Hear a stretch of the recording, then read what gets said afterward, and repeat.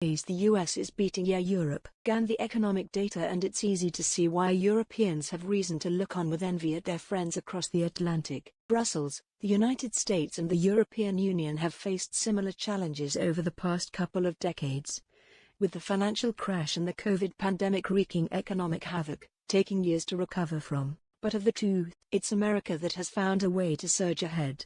When it comes to things that create wealth, science, innovation, even a higher birth rate, the US is ahead by most metrics. The EU is trying to change that. It hired the former European Central Bank chief Mario Draghi to deliver a report into all that was wrong and everything that needs to be done about it.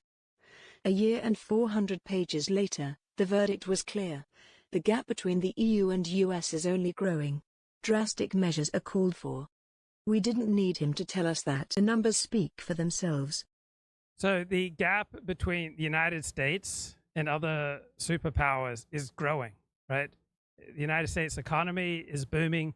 Our military power is enormous compared to those exhibited by China and Russia and competitors, right? The United States is on a path to be more powerful in relative terms in 5 years than it is now, in 10 years than it is now, for 50 years than it is now. Sure, Europe's cities are unmatched, its architecture gorgeous, food and wine delicious, and who doesn't like taking all of August off the way many Europeans do?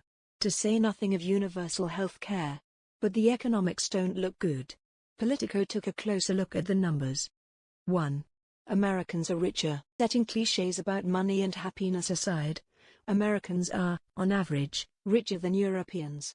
That's been true for a long time, but the worrying thing for the EU is that the gap is getting wider. In 1990, US gross domestic product, GDP, per capita was 16% higher than the Eurozone's.